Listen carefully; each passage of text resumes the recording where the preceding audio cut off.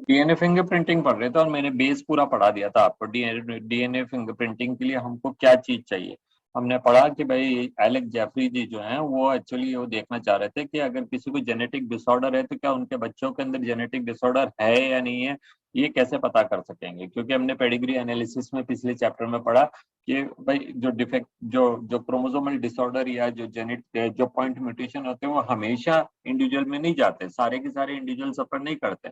हमने पढ़ा है कि भाई किसी किसी केस के अंदर 50% मेल या 50% of female children they will have infection and 50 मतलब defect and 50% will be normal, या किसी में 75% तक हो सकता है डिफेक्ट, किसी में 25% हो सकता है। तो हमको वो पेडिग्री एनालिसिस से मालूम पड़ गया कि what will be the chances.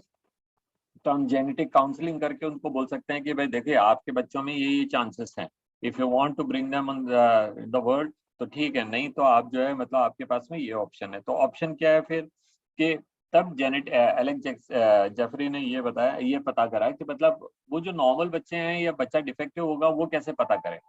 एक बच्चा पैदा हो गया उसके बाद तो हम कुछ नहीं कर सकते। Now we can once a child is already born then nothing can be done. लेकिन much before a child is born, जब वो कुल मिला करके 8, 16 या 32 या 64 सेल की स्टेज के अंदर ही है, वो एम्ब्रियो भी नहीं बना है, ठीक है, उस वाली स्टेज के अंदर भी क्या हम पता कर सकते हैं।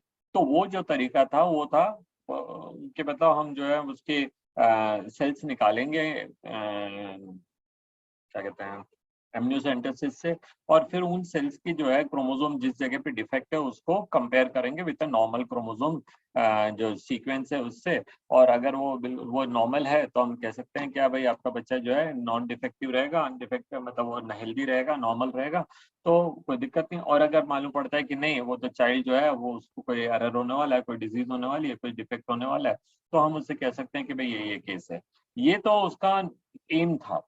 लेकिन इस एम की बाद में उसने ये भी देखा कि in case of chromosomes, in case of chromosome जो है between the genes, between the gene 1 and gene 2 और जीन 15 और जीन 16 और जीन 32 जीन 35 36, जो दो जीन्स होते हैं उनके बीच में कुछ सेगमेंट ऐसे होते हैं जहाँ पे कि पॉलीमॉर्फिज्म रहता है। जो नाइट्रोजन बेस्ड सीक्वेंस होती है वो कई कई कई बार रिपीट होते हैं, और जरूरी नहीं है हमेशा हो, जरूरी नहीं है हर जगह हो।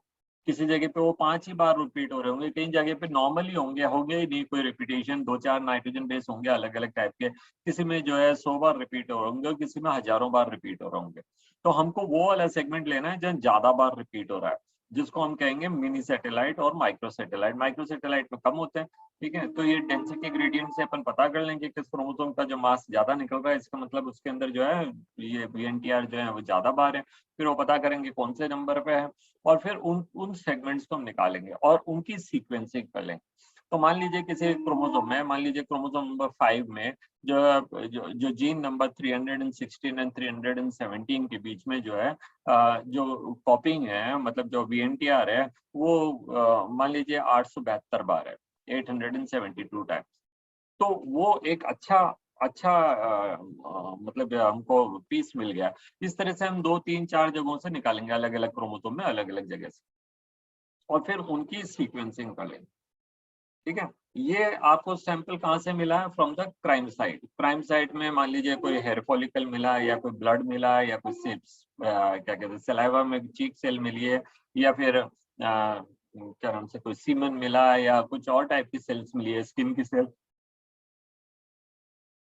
या फिर हो सकता है क्राइम साइट की बात नहीं कर रहे हैं, जैसे किसी का मर्डर हो गया, या कोई बस जल गई हो, या कुछ और केस हो गया हो जहाँ पे मतलब जहाँ हमको बॉडी का कोई पार्ट नहीं मिल रहा, आप उनको कुल मिला करके बोन मिल सकती है, तो बोन सेल्स ले सकते हैं, टूथ की सेल्स ले सकते हैं, ऐसे कोई सी भी सेल्स ले सकते हैं, और उन सेल का हम DNA सीक्वेंसिंग कर लेंगे एट दीज प्लेसेस VNTR से।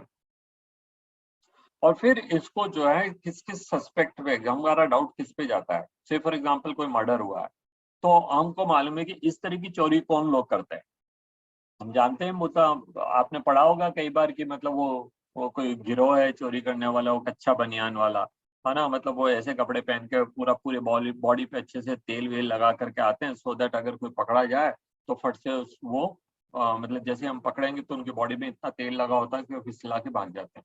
कुछ ऐसे होते हैं जो कि मतलब किसी घर में चोरी करने जाते हैं तो गंदगी करके जाते हैं, कुछ होते हैं जो उनका फ्रिज खोल जाते हैं, कुछ होते हैं जो उल्टे सीधे नंबर लिख जाते हैं, कुछ चीजें लिख जाते हैं, कुछ होते हैं जो कि घर में आए वेदर समबडी इज अवेक और नॉट अवेक वो उनको मार के जाएंगे।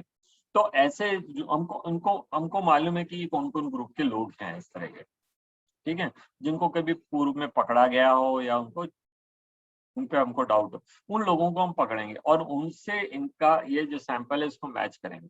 And if you get that sample exactly matching, इसका मतलब यही वो कल्प्रिट है।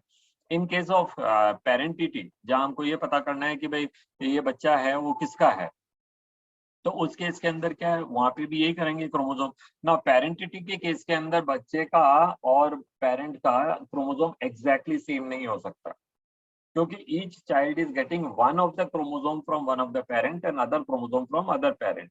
होमोलोगस जो क्रोमोसोम होते हैं उसमें से कोई एक क्रोमोसोम उसमें फादर से आएगा, एक क्रोमोसोम मदर से आएगा, तो one of the chromosome will only match, ठीक है। और वो भी जरूरी नहीं है पूरी तरह से मैच कर जाए, क्योंकि इट मे बी पॉसिबल कि वो आधा टुकड़ा मैच करा, आधे जगह पे क्रॉसिंग ओवर हो गया। इसलिए हमने 3 4 5 जगहों से उठाया है, 3 4 अलग अलग क्रोमोसोम में से सेगमेंट उठाएंगे, तो हर जगह पे उसी जगह पे जाकर के मतलब वही पॉइंट पे जहाँ पे हम VNTR ले रहे हैं वहीं पे जाके क्रॉसिंग ओवर ये हो, ये जरूरी नहीं है। इसलिए वो चांस को अवॉइड करने के लिए अपन ये करते हैं। अगर हम केवल एक ही पीस उठाएंगे VNTR का, प्रोबेबली उसी में क्रॉसिंग ओवर हो गया होगा तो वो मैच नहीं करेगा और आप उसको छोड़ देंगे तो संदेह का फायदा उठा करके वो चला जाएगा, ठीक है। तो to avoid such type of situation we had to take 3 or 4 different chromosomes. तो मैं बुक से आपको दिखाता हूँ, यहाँ पे एक बहुत ही अच्छे से उसने दिखा रखा है, इलस्ट्रेट कर रखा है इसको, तो यहाँ देखते हैं।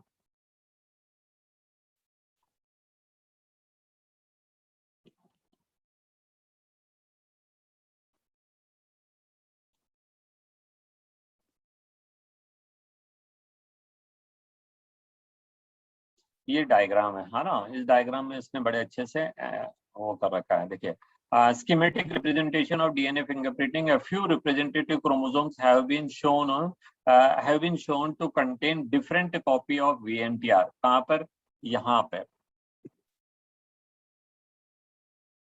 सर बुक नहीं, It is not shared, no?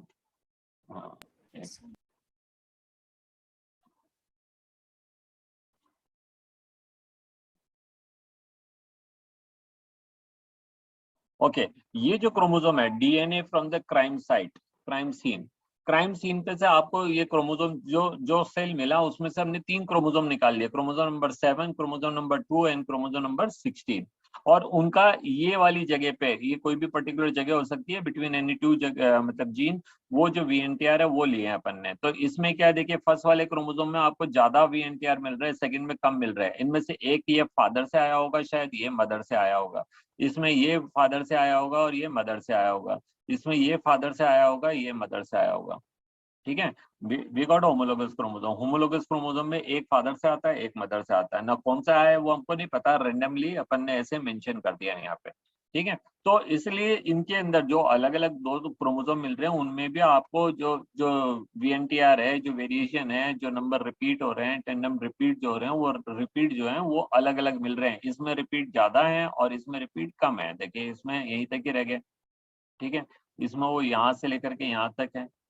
Now ये एक सेगमेंट मान लीजिए 100 नंबर को रिप्रेजेंट कर रहा है, तो यहाँ पे कहते हैं 1 2 3 4 5 6 7 8 9 10 11, मतलब 1100 बार रिपीट हो गया वो। जबकि यहाँ पे जो है 3 3 6 2 3 9 900 बार ही रिपीट हुआ है। इस तरह से वो हो सकते हैं। सी वो जो भी है हमको अभी उस पर इतना ज्यादा स्ट्रेस नहीं करना है ना। अभी जो हम कहना चाह रहे हैं वो क्या है, जो चीज मुझे कहना है वो क्या है कि हम एक क्रोमोसोम पे कभी कंपेयर नहीं करते। हमने एक से ज्यादा क्रोमोसोम लिया है और उनमें उन जगहों को जहाँ पे ज्यादा डेंसिटी है रिपीटेशन की, उनको अपन ने उठा लिया। तो यहाँ पे एक ये सेगमेंट उठाया, यहाँ पे ये सेगमेंट उठाया और यहाँ से ये सेगमेंट हुआ है जहाँ पे रिपीटेशन हो रहा है। अब ये लेने के बाद इनका अपन ने कोडिंग कर लिया, मतलब इनका अपन ने नाइट्रोजन बेस्ड सीक्वेंस निकाल लिया। तो जो भी सीक्वेंस है ना, वो रिपीट हो रहे हैं, तो मान लीजिए वहाँ CGAG जो है वो कोई 900 बार रिपीट हो रहा होगा। यहाँ पे जो है वो क्या कहते हैं, हो सकता है TAC जो है वो 712 बार रिपीट हो रहा होगा, इसमें कुछ और रिपीट हो रहे हैं, इसमें कुछ और रिपीट, इसमें कुछ और, इसमें कुछ और। इन जो नंबर रिपीट हो रहे हैं उनको आपको उठा लेना, लिख लेना, उनको मतलब वो कर लेना है, ठीक है। अब जिन पे हमारे को डाउट है, अब वो जो जो कल्प्रिट हो सकते हैं, है ना, now culprit can be anyone, है ना। कल्प्रिट जो है वो मैंने आपसे बताया कि वो कई केसेस हैं जहाँ पे डीएनए फिंगरप्रिंटिंग हम कई सारी जगहों पे काम में लेते हैं। हम कहाँ कहाँ काम में लेते हैं वो मैं आपको पहले ही बता चुका हूँ।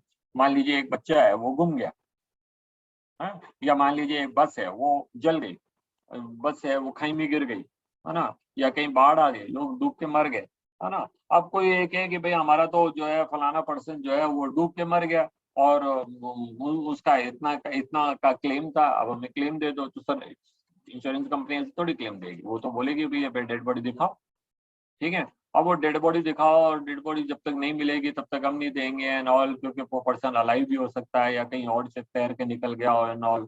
चलो कैसे न कैसे करके हम ढूंढ ढांड करके ले आए, बॉडी पे कपड़े वपड़े को देख करके अपने कहा कि यही बॉडी है। तो the insurance company may not be convinced at once, उनको तो सबूत चाहिए। इन दैट केस अपन को क्या करना, मतलब उनको क्या करना होगा, वो उसको उसका डीएनए मैपिंग करेगा। तो अब आप वो मान लीजिए ये एक बॉडी है ना, वो जो भी केस है, अब यहाँ पे हम वो डीएनए वाला उसका केस नहीं लेते हैं, यहाँ पे हम मान लेते हैं कि ये क्राइम साइट से मिले हुए ब्लड सैंपल से हम पे 2 जनों पे डाउट है। हम पे डाउट जिस पे है वो पर्सन 1 है ये और पर्सन 2 है ये।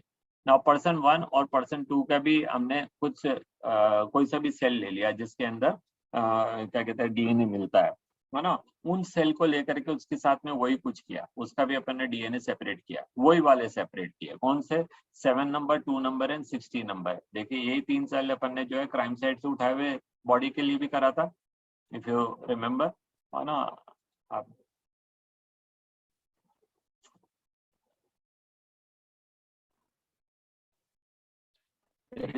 यहाँ पे है 7, 2 एंड 16, 7, 2 एंड 16 वही वाले हमने यहाँ पे लिए 7, 2 and 16 of person 1 and person 2। Now 7, 2 and 16 जो पर्सन 1 का है उसके नाइट्रोजन बेस सीक्वेंस ये आ रही है, जो पर्सन 1 की सीक्वेंस आ रही है ये यहाँ पे ये और यहाँ पे ये, और पर्सन 2 की सीक्वेंस आ रही है ये और ये। अब इसको कंपेयर करेंगे क्राइम साइट से मिलने वाले सैंपल के सीक्वेंसिंग से, तो देखते हैं क्राइम साइट से क्या मिला हमको। क्राइम साइट से हमको ये मिला है ना। ये सीक्वेंस जो है वो किससे मैच कर रही है, पर्सन 1 से कर रही है, पर्सन 2 से कर रही है, तो it is exactly matching with the person 2। Person 2 का जो है सीक्वेंस में, एक मिनट ये हटा देता हूँ दिखावा, तो यू कैन सी यहाँ से यहाँ तक 11 बार रिपीट हो रहा है, यहाँ भी यहाँ से यहाँ तक 11 बार रिपीट हो रहा है, यहाँ से यहाँ तक 7 टाइम रिपीट है, मतलब ये 7 मतलब ईच सेगमेंट जो है वो शायद 100 को रिप्रेजेंट कर रहा होगा या 50 को, जो भी है, तो वो उस हिसाब से। तो यहाँ से यहाँ तक 7 ब्लॉक्स दिख रहे हैं, ये भी 7 ब्लॉक दिख रहे हैं, यहाँ से यहाँ तक 6 ब्लॉक्स दिख रहे हैं, इसमें भी 6 ब्लॉक दिख रहे हैं, यहाँ से यहाँ तक जो भी ब्लॉक दिख रहे हैं उतने ही ब्लॉक यहाँ दिख रहे हैं, जो इतना रिपीटेशन यहाँ है उतना ही रिपीटेशन, और वही सीक्वेंस यहाँ मिल गई। So this person has exact similar क्या कहते हैं डीएनए से which is found at the crime site. तो हम इससे पूछेंगे, स्ट्रेस करेंगे भैया आप क्या करने गए थे उसके घर पे उस टाइम में, आपका सैंपल वहां कैसे मिला, who bought your, who took your cells, है ना। तो वो उसके पास कोई सेटिस्फैक्टरी जवाब नहीं होगा, कोई ये तो कह नहीं सकता साहब मेरा खून कोई एक बोतल में भर के ले गया था और वहां पे ले जाके डोल दिया, है ना। कोई ये तो कह नहीं सकता कि साहब मेरी कुछ सेल्स या हेयर फॉलिकल जो है मेरे घर से उठा के ले गया और वहां पे ले, ठीक है। तो वो जो भी है, और बाकी एक अकेला सबूत नहीं होता है, कई सारे सबूत होते हैं जिनको मिला करके, तो ये अल्टीमेट सबूत है, इसको तो कोई मना ही नहीं कर सकता, ठीक है। तो ये हमको करना है ना, कैसे करेंगे ये बोल देना, तो ये तो फाइनल प्रूफ है कि भाई किस तरह से करेंगे, लेकिन लेकिन क्या कहते हैं स्टेप्स क्या है, तो स्टेप्स यहाँ पे लिखे हैं, देखिए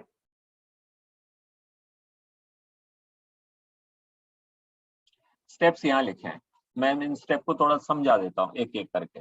देखिए आपको क्या है, क्राइम साइट से कुछ सेल उठानी है, क्राइम साइट पे आपको सेल मिली होगी शायद वो, ठीक है, तो यहाँ पे लिख देता हूँ जैसे क्राइम साइट है,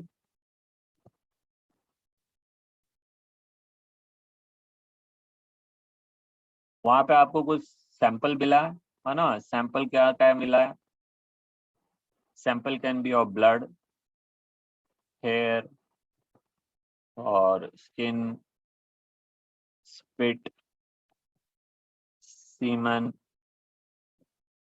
और कुछ भी और, ठीक है, और एनी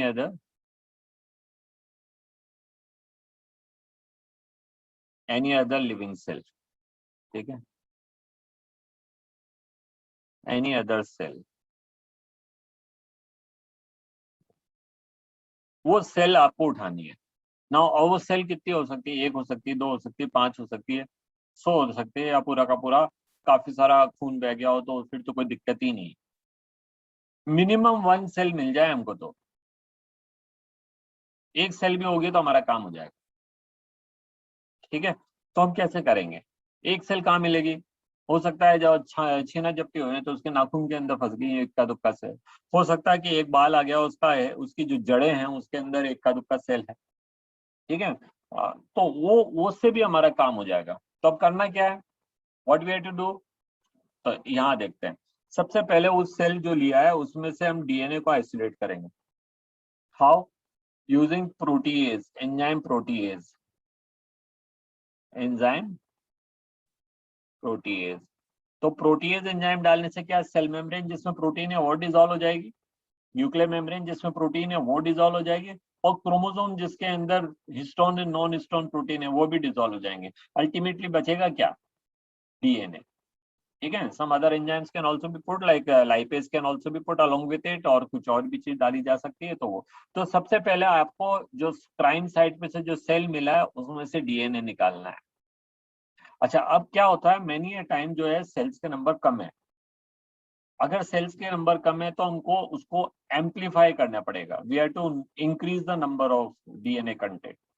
क्योंकि अगर मान लीजिए आपके पास में एक ही डीएनए है और वो एक ही सेल है और उसका डीएनए है वो कैसे भी डैमेज हो गया, खो गया, वॉश आउट हो गया, कुछ और कारण से खराब हो गया, तो आपके पास तो अब कुछ और सबूत रहेगा ही नहीं। तो हमको नेक्स्ट क्या करना है? हमको एम्पलीफाई करना है, डीएनए एम्पलीफिकेशन। एम्पलीफिकेशन कैसे करेंगे? एम्पलीफाई करने के कोई यूजिंग तरीके हैं। ईस्ट। हाँ, या तो आप बैक्टीरिया के अंदर करेंगे बीएसी, या आप ईस्ट के अंदर करेंगे वाईएसी, या फिर आप क्या करेंगे, एक और मेथड है जिसको अपन चैप्टर 12 में पढ़ेंगे, पॉलीमरेज चेन रिएक्शन, पीसीआर।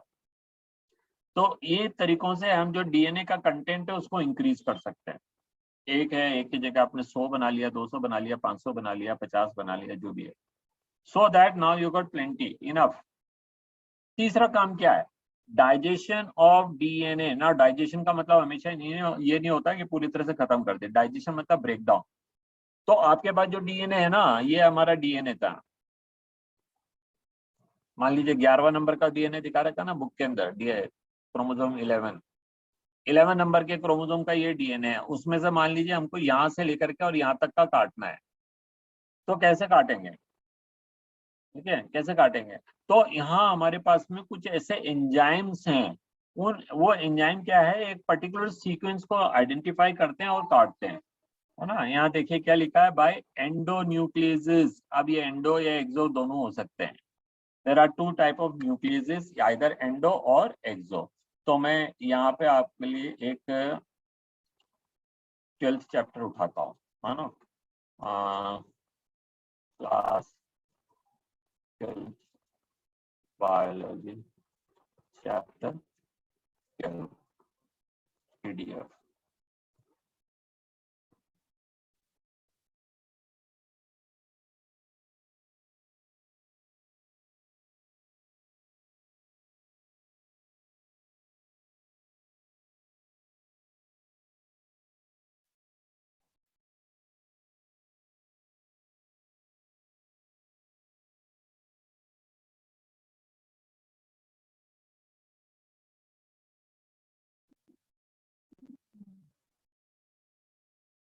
से जब बोलोगे तो खाली चलिए यहाँ पर।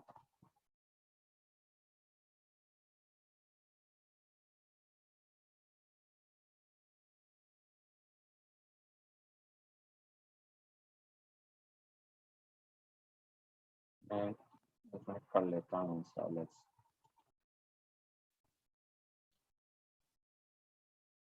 Class 12 biology chapter 12 PDF download.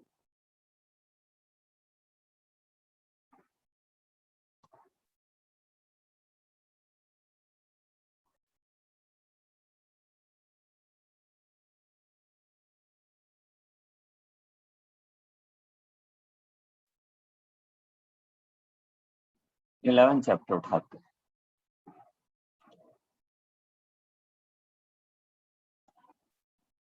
Chapter 11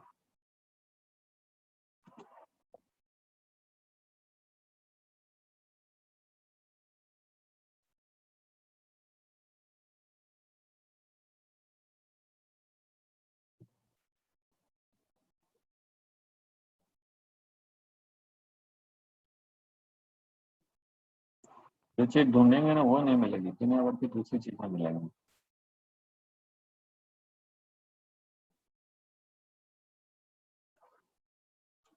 okay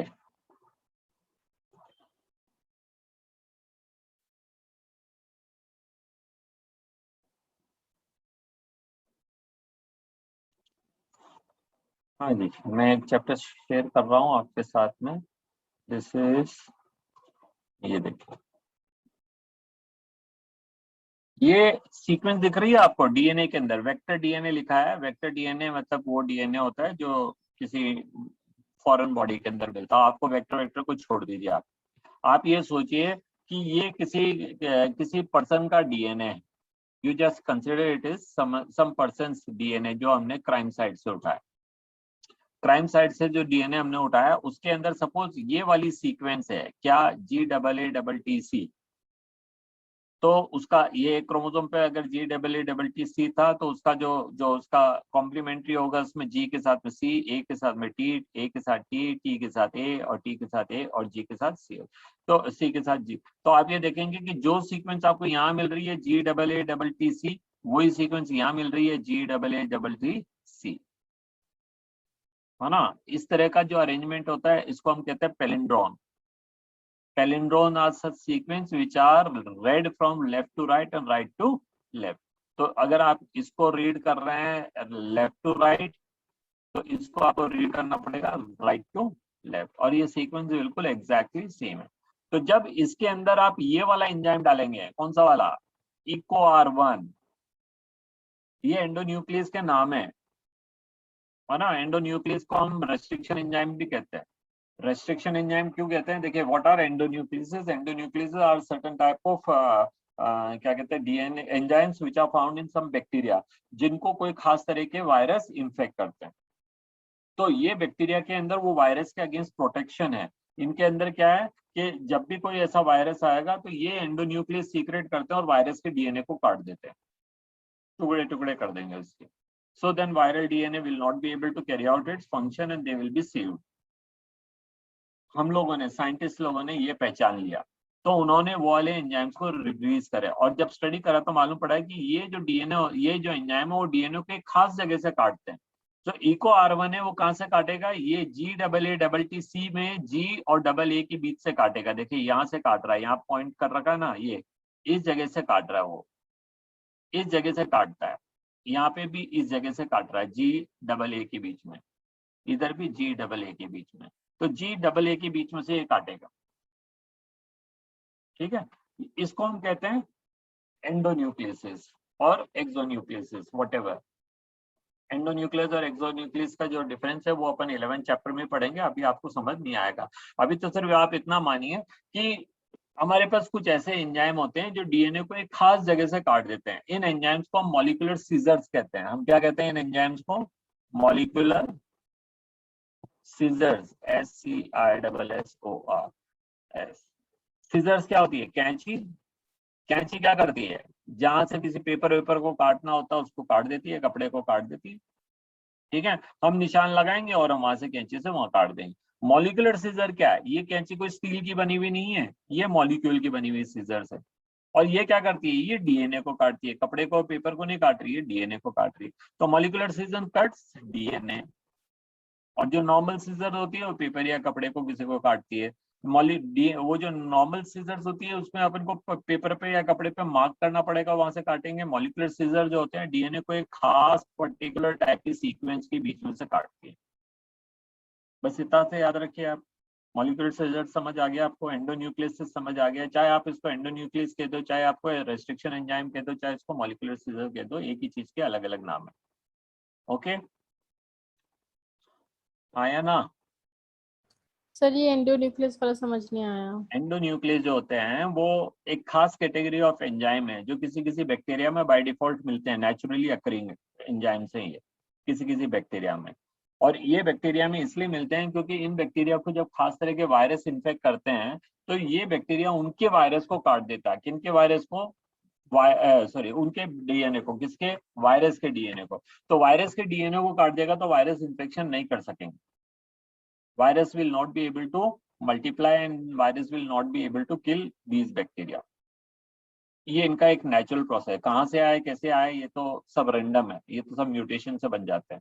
तो ये रेस्ट्रिक्शन एंजाइम किसी किसी बैक्टीरिया में मिल रहे हैं जो खास तरह की सीक्वेंस मिलने पे उस डीएनए को काट देते हैं। कौन सा सीक्वेंस? जैसे इको R1 जो है एक खास एंजाइम है। इको R1 एंजाइम कब काटेगा? जब ये वाली सीक्वेंस मिलेगी GAATTC।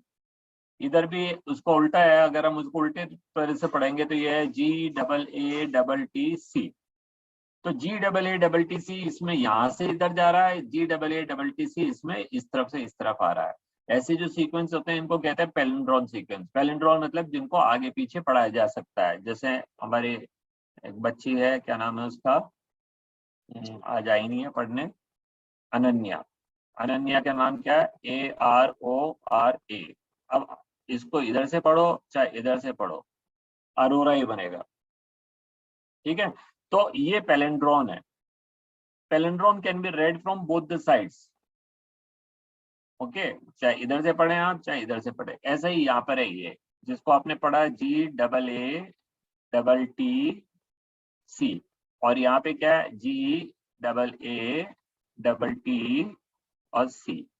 तो G के लिए C, A के लिए T, A के लिए T, T के लिए A, T के लिए A, C के लिए G। तो ये एंजाइम होगा तो ये इसको यहाँ से काटेगा G और AA के बीच से। तो ये वाला हिस्सा तो इधर से कट जाएगा और ये वाला हिस्सा उधर से कट जाएगा। ठीक है, अब इसको आप छोड़िए, अभी तो आप ये मानिए कि वो डीएनए को काट देता है। ठीक है, अब ये तो एक एंजाइम का नाम लिखा है, ऐसे तो हमको हजारों एंजाइम्स के नाम पता है जो खास खास जगहों के सीक्वेंस को खास खास जगह से काट देते हैं। ओके, सो एंडोन्यूक्लियसेस और exonucleases are those enzymes which are exo और एंडो के डिफरेंस को अभी आप छोड़ दीजिए, आप एंडोन्यूक्लियस ही पढ़िए, बुक में एंडो लिखा है तो आप एंडो ही पढ़िए। तो आप वहां पे ये मानिए कि endonucleases are those enzymes which cut DNA at a particular sequence, which cut the DNA at a particular sequence. तो वो जगह से काट देंगे। अब कट जाने के बाद में क्या है, जब वो कट गए तो फ्रेगमेंट्स आ जाएंगे हमारे पास डीएनए के। तो हम आगे चलते हैं फ्रेगमेंट्स पे। तो हम थे यहाँ पे और मैंने बुक शेयर करनी है वापस आपकी 6th चैप्टर की। How much time? 5 मिनट्स है। ठीक है, तो एंडोन्यूक्लियस हो चाहे एक्सोन्यूक्लियस है वो डीएनए को काट देते हैं एक खास जगह से, है ना। तो मान लीजिए हमारा ये डीएनए है, इस डीएनए को हमको जहां से भी कटवाना है, मान लीजिए यहाँ से लेकर के यहाँ तक कटवाना है, तो यहाँ और यहाँ हम वो सीक्वेंस ढूंढेंगे कौन सी हमारे पास सीक्वेंस है जिस सीक्वेंस को हम one of the endonuclease use करके काट सकते हैं। There are thousands of type of endonuclease, thousands of type of endonuclease जो अलग अलग बेस सीक्वेंस को आइडेंटिफाई करते हैं और उनको काटते हैं। तो आपको ये स्टडी करना है कि इस जगह पे कौन सा टाइप का सीक्वेंस मिल रहा है, इस जगह पे कौन सा टाइप का सीक्वेंस मिल रहा है, उसके लिए कौन सा वाला एंडोन्यूक्लियस फिट बैठेगा। वो वाला एंडोन्यूक्लियस जैसे डालेंगे तो वो यहाँ से काट देंगे, वो वाला एंडोन्यूक्लियस डालेंगे तो वो इसको इस जगह से काट देंगे। तो आपका डीएनए कट गया। ठीक है, आप डीएनए को कोई चाकू से या सीजर से क्या कहते हैं, चाकू से या सीजर से या किसी ब्लेड से या किसी चीज से नहीं काट सकते। उसको काटने के लिए तो आपको एंडोन्यूक्लियस की ही जरूरत पड़ेगी। यूनिवर्सल है, जहां जहां पे हमको डीएनए को काटना, will be taking only endonuclease. ठीक है, ये आ गया आपको समझ में एंडोन्यूक्लियस का रोल। अब क्या है, अभी Yes, डीएनए sir. कट गए, ये आपका डीएनए है ना, अभी कट गए हैं। मान लीजिए यहाँ से यहाँ तक का डीएनए आपको काटना था, तो आपके पास अब 3 पीस है, piece number 1, piece number 2, piece number 3। हमको इसकी जरूरत नहीं है, हमको इसकी जरूरत नहीं, हमको यही पीस चाहिए, P2। How will we know where is P2? तो इसके लिए एक नया प्रोसेस हमने यूज किया, उसको कहते हैं electrophoresis. Now what is electrophoresis? ये इतना इंपॉर्टेंट है और ये बच्चे जो हैं आज आए नहीं है। What is electrophoresis? देखिए इलेक्ट्रोफेरोसिस क्या है, एक ट्रे होती है, इस ट्रे के अंदर कोई जेल भरा रहता है, there is some kind of gel, वो एगारस जेल हो सकता है या कोई दूसरा जेल हो सकता है, ये है ना। और यहाँ पे उनपे इलेक्ट्रोड्स हैं, ये इलेक्ट्रोड 1 और ये इलेक्ट्रोड 2, दोनों एंड्स के ऊपर। ये मान लीजिए कैथोड है एंड ये मान लीजिए एनोड है, बीच में की लगा देते हैं, ये जेल है ना। ये क्या है, कैथोड है, माइनस चार्ज है यहाँ पे, और यहाँ पे प्लस चार्ज है, एनोड है। अब डीएनए क्योंकि नेगेटिवली चार्ज होता है, तो हम जितने भी डीएनए के टुकड़े काटे ना अभी यहाँ पे, वो जो 3 टुकड़े अपने पास है, P1, P2, P3, वो सारे पीसेस को आप यहाँ पे डाल दीजिए। वो डीएनए तो बहुत छोटे छोटे हैं, आपको दिख नहीं रहे, कोई इतना बड़ा है, कोई इतना बड़ा है, कैसे है ना। तो उन डीएनए को आपने सबको यहाँ डाल दिया और चार्ज इलेक्ट्रिसिटी कंडक्ट कर दीजिए, तो ये सारे डीएनए पॉजिटिव तरफ भागने लगेंगे, ऑपोजिट चार्ज की तरफ। जो छोटे छोटे डीएनए होंगे वो आगे पहुंच जाएंगे, जो थोड़े बड़े डीएनए हैं वो थोड़े पीछे रह जाएंगे, जो और बड़े डीएनए हैं वो और पीछे रह जाएंगे, और जो बहुत बड़े डीएनए हैं वो पीछे रह जाएंगे। क्यों? क्योंकि जेल जो है वो उसके ऊपर रेजिस्टेंस ऑफर कर रहा है। नाउ वी नो हमारा डीएनए कितना बड़ा है कितना छोटा है। हमने जो अभी 3 डायग्राम बनाए थे अपने डीएनए को काट करके, ये अपना डीएनए था, उसको जब अपन ने काटा, व्हेन वी कट, तो हमने एक बड़ा पीस, एक छोटा पीस और एक और भी बड़ा, तो ये हमारा P3 जो था वो सबसे बड़ा था, वो तो यहाँ रह जाएगा, P3। दूसरा P1 जो है वो बड़े हैं, वो यहाँ आ जाएंगे, P1। और ये जो P2 है वो सबसे छोटे हैं, वो यहाँ तक पहुंच गए। हमारा इंटरेस्ट तो P2 में ही है, ठीक है। अभी क्या करना है देखिए, transferring the separated DNA fragments to a synthetic membrane such as nitrocellulose और नाइलॉन, ठीक है, इसको कहते हैं ब्लॉटिंग। तो अब क्या है ना, देखिए ये पीस इतने छोटे हैं कि आप इसको हाथ से तो उठा ही नहीं सकते, है ना। So what we had to do is we had to use either nitrocellulose और नाइलॉन फिल्म, और उसको जस्ट इस पे टच कर देंगे तो ये डीएनए सब उस पर चिपक जाएंगे। तो अब आपके पास में ये आ गए डीएनए, इसको कहते हैं ब्लॉटिंग, ठीक है। मेरी ये मीटिंग खत्म हो रही है, मैं दूसरी मीटिंग चालू करता हूँ।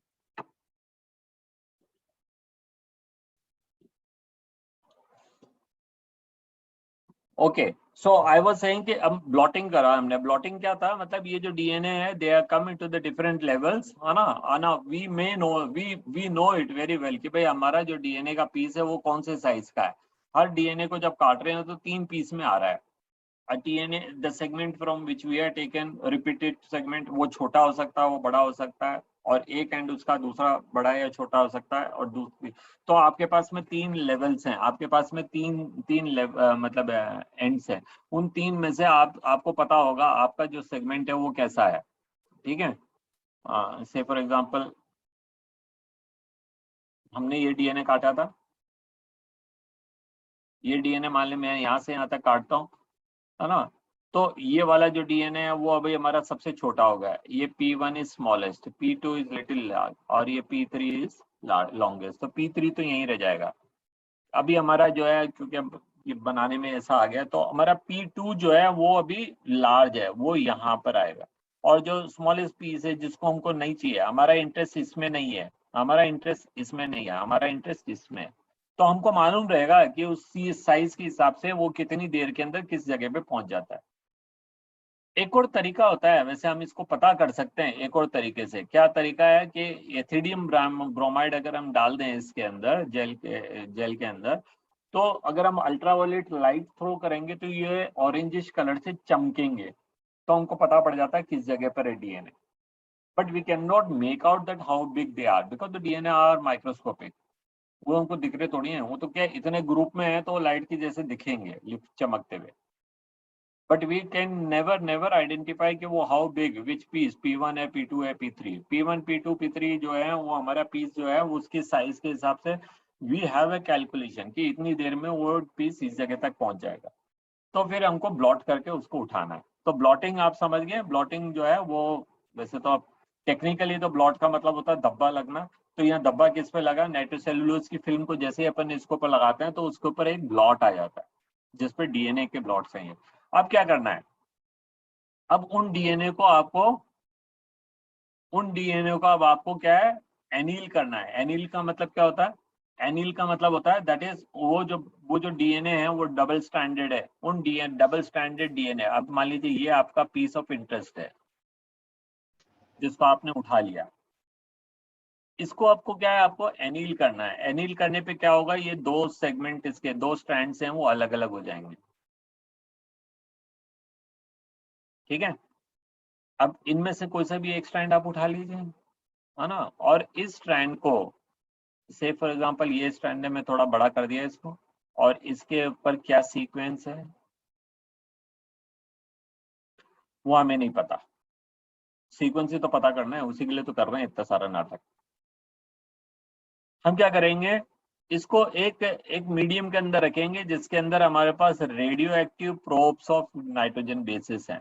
Radio active probes of nitrogen bases adenine, thymine, cytosine and guanine, जो कि अलग अलग टाइप के रेडियो एक्टिव सब्सटेंस से लेबल्ड है, ठीक है। It is labeled, it may be labeled by radioactive carbon, it may be labeled by radioactive phosphorus, it may be labeled by radioactive oxygen, it may be labeled by radioactive nitrogen, whatever it is, ठीक है। वो अपन ने इनको radio, तो ये अलग अलग frequencies emit करेंगे लाइट की। जब इनके साथ में ये अपन ने यहाँ पे डाल रखे हैं radio active adenine, radio active thymine, radio active cytosine and radio active guanine, तो अगर यहाँ पर थाइमिन है तो एडिनिन आकर इस पर लग जाएगा। मैं जो रेडियो एक्टिव है उसको अलग कलर से और दूसरे को अलग कलर से बता देता हूँ। तो हमारा जो बेस सीक्वेंस है, say for example our base sequence was, our base sequence में पर्पल तो लेना ही नहीं है, ब्लू ले लेते हैं। तो मान लीजिए हमारा सीक्वेंस जो है वो यहाँ पे वो थाइमिन था, एडिनिन था, ग्वानिन था, ग्वानिन था, ग्वानिन था, एडिनिन, रिपीट करना है ना अपन को, तो थाइमिन थाइमिन थाइमिन 3 बार हो गया, फिर एडिनिन एडिनिन एडिनिन हो गया, फिर ग्वानिन साइटोसिन, ग्वानिन साइटोसिन। ऐसी चीज बार बार रिपीट हो रही है, कितनी बार रिपीट हो रही है वी डोंट नो। तो अब क्या है, जब इसको इनसे हाइब्रिडाइज कराएंगे, या हाइब्रिडाइजेशन वर्ड जो लिखा है what is written here, that is hybridization using labelled VNTR। Labelled का ऐसे है, ये रेडियो एक्टिवली लेबल्ड है, रेडियो एक्टिवली लेबल्ड।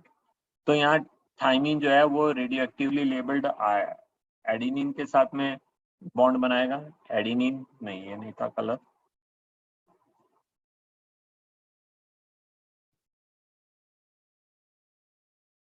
वो एडिनिन के साथ बॉन्ड बनाएगा, ये एडिनिन के साथ, ये एडिनिन के साथ, ये थाइमिन के साथ, थाइमिन के साथ, थाइमिन के साथ साइटोसिन, ये ग्वानिन, ये साइटोसिन, ये ग्वानिन, इनने इस तरह से बॉन्ड बना लिया। ये बेस सीक्वेंस अब अपन को मिल गई है।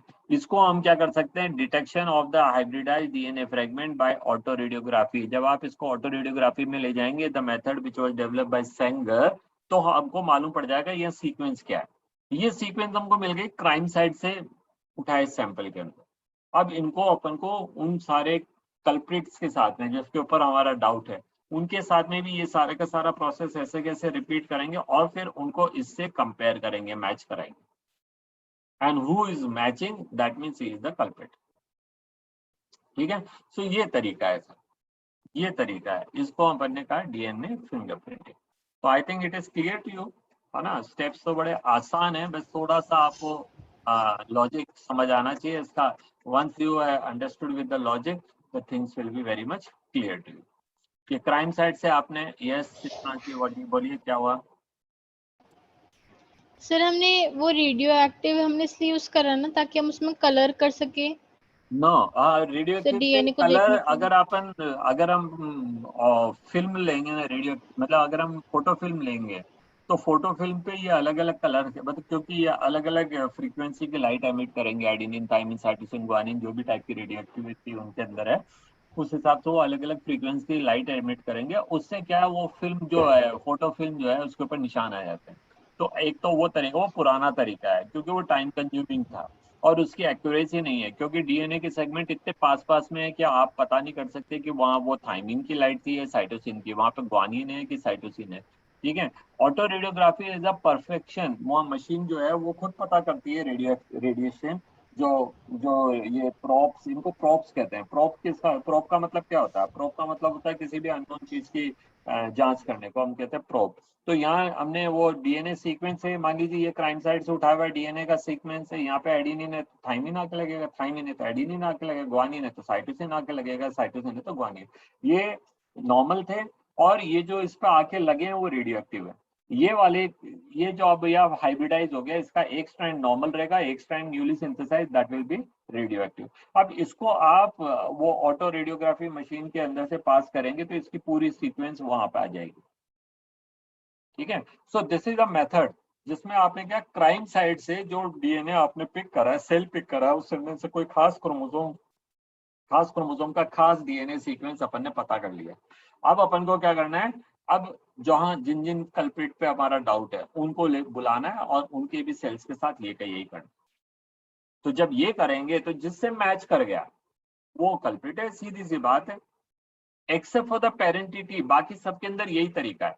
पेरेंटिटी के अंदर क्या होगा, क्योंकि दो क्रोमोसोम होते हैं which are coming from the two different parents, तो वहां पे आपको दोनों के दोनों क्रोमोसोम को कंपेयर नहीं करना है, किसी एक ही क्रोमोसोम को कंपेयर करना है। ठीक है। तो यही है बस डिफरेंस, और कुछ भी नहीं है।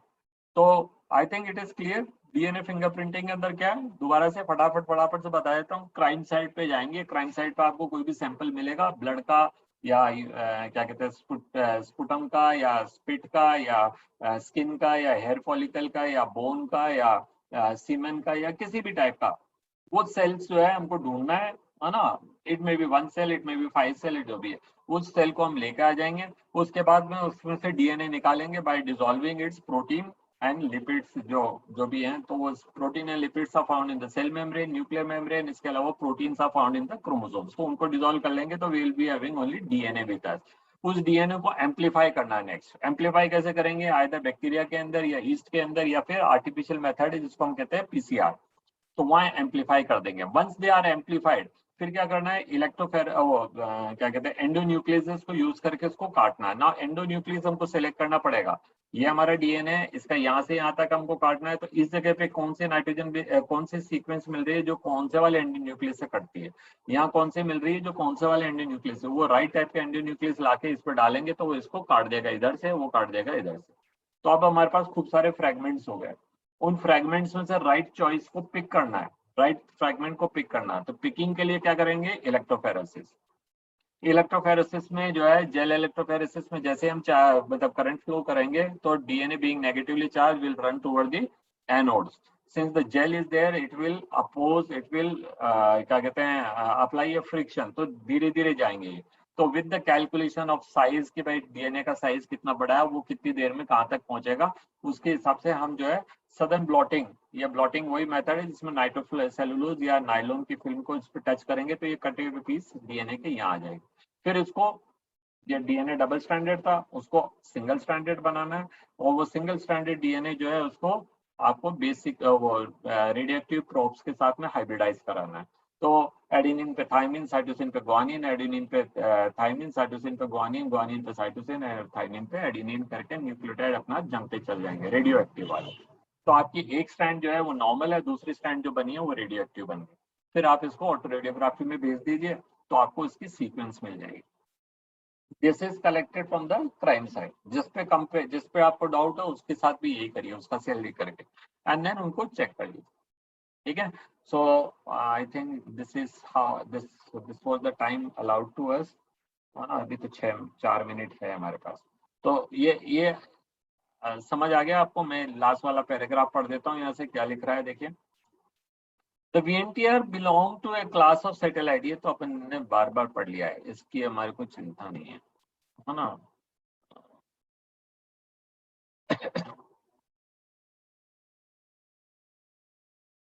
छोटा सा सेक्शन है, पढ़ लेते हैं क्या. The VNTR belong to a class of satellite that are referred as the mini satellite. A small DNA sequence sequence is arranged in tandemly or in many copy. Tandem यहाँ पे किसको कहा है? That is repeating number की जो वो है उसको. The copy number varies from the chromosome to chromosome and in an individual. और इंडिविजुअल टू इंडिविजुअल, जो मेरे में मिल रहे होंगे आप में नहीं मिल रहे होंगे. दुनिया के किसी भी दो इंडिविजुअल में एग्जैक्टली सेम नंबर मिल जाए जरूरी नहीं है, except they are related by descent. ठीक है. The number of repeat show very high degree of polymorphism as a result of size of the VNTR varies from 0.1 to 20 KB. 20 KB का मतलब K का होता है 1000. ठीक है. तो 20,000 तक रिपीट कर सकते हैं. 0.1 दैट इज 100 से लेकर के 20,000 टाइम तक वो रिपीट कर सकते हैं. Consequently after hybridisation with the VNTR probe कौन से? ये रेडियो एक्टिव वाले जो है. The autoradiograph gives many bands of the different sizes. ठीक है. अब अगर वो फोटोग्राफ था तो उसके अंदर बैंड्स आ जाएंगे. ऑटो रेडियोग्राफी तो वो बैंड्स को पहचान के आपको डायरेक्टली सीक्वेंस ही बताएगी. ठीक है. The bands gives us the characteristic pattern for the individual DNA. Adenine के लिए अलग, साइटोसिन के लिए अलग, ग्वानिन के लिए अलग, थाइमिन के लिए अलग, वो बैंड्स देंगे और आप उससे डायरेक्टली उनका सीक्वेंस पता कर सकते हैं. It differ from individual to individual in a population except for the case of monozygotic identical twins. Identical twins में वो बिल्कुल एक जैसे ही रहेंगे. बाकी किसी भी दो पर्सन के अंदर वो सारी जगहों पे एग्जैक्टली सेम नहीं हो सकते. कहीं ना कहीं तो ब्रदर सिस्टर के अंदर तो फर्क पड़ जाता है, क्योंकि उसमें कौन सा क्रोमोसोम फादर का आया, कौन सा क्रोमोसोम मदर का आया. फादर के अंदर दो क्रोमोसोम है, वो उनके फादर के और उनके मदर के होंगे, मतलब दादाजी और दादी जी के. मदर के दो क्रोमोसोम में एक नाना का और एक नानी का होगा. उनमें से कोई एक फादर के अंदर है और एक मदर के अंदर है जो हम में आया. ठीक है. तो वो हमेशा वेरी करेंगे. दे विल एग्जैक्टली सेम हो ही नहीं सकते किसी दो पर्सन के अंदर. तो मोनोजाइगोटिक ट्विंस के अलावा बाकी सब में ये वेरी करेंगे. The sensitivity of the technique has been increased by use of polymerase chain reaction. Polymerase chain reaction अभी मैंने आपको बताया है ना. उसके अंदर क्या है? आर्टिफिशियली नंबर ऑफ क्रोमोसोम्स के को एम्पलीफाई कर देते हैं, उनकी नंबर ऑफ कॉपीज बना देते हैं. तो वो 11 चैप्टर है, उसके अंदर हम इसके बारे में डिटेल में पढ़ेंगे. Consequently the DNA from the single cell is enough to perform DNA fingerprinting analysis. वैसे तो क्या है कि एक ही क्रोमोसोम का DNA काफी है, लेकिन फिर भी हम क्या, to avoid any sort of mishap और एनी टाइप ऑफ गड़बड़ी, तो हम इसको क्या करते हैं, काफी सारे नंबर बना लेंगे, एम्पलीफाई कर देंगे. तो एम्पलीफाई कैसे कर सकते हैं? ये BSc YSc तो अपन पढ़ ही चुके हैं. और ये तीसरा है PCR. PCR is artificial method. In addition to the amplification in the forensic science, it has much wider application. PCR के application हम आगे पढ़ेंगे, such as detection in the population, genetics, and currently many different probes are used in generate DNA fingerprint.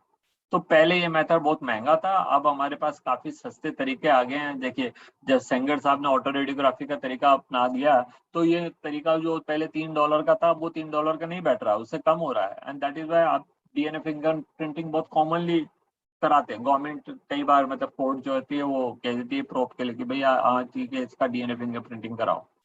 ठीक है. And now अब तो ये बहुत कॉमन हो गया है. Now it is accepted in Indian judiciary. कुछ साल पहले तक जुडिशरी एक्सेप्ट नहीं कर रही थी. जुडिशरी ने अब फिंगरप्रिंटिंग और DNA फिंगरप्रिंटिंग को एक्सेप्ट कर लिया. जुडिशरी ने इवन वो जो लाइट डिटेक्टिंग मशीन और वो सब है, उनको भी कुछ हद तक एक्सेप्ट कर लिया है. ठीक है. तो ये हो गया. तो with this we come to the end. Next class में, दैट इज कल की क्लास में, मैं इसके क्वेश्चन आंसर करा दूंगा और फिर हम 5th चैप्टर के रिवीजन मंडे से जो आना चाहें वो आ सकते हैं और जो नहीं आना चाहें वो ऑनलाइन पढ़ सकते हैं.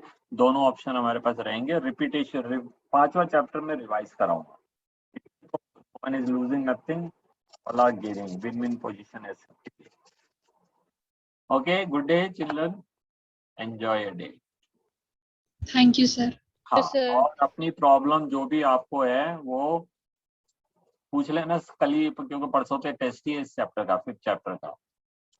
तो आप चाहे तो सर मैंने बताया था ना वो रिकॉम्बिनेशन वाला. हाँ, तो कल पूछ लें. Okay sir. ठीक है. तो कल मैं इसके क्वेश्चन आंसर कराने के बजाय 5th चैप्टर का रिवीजन आपके डाउट क्लियर करा देता हूँ. Yes, sir. ठीक है, okay, good, thank you sir. Welcome.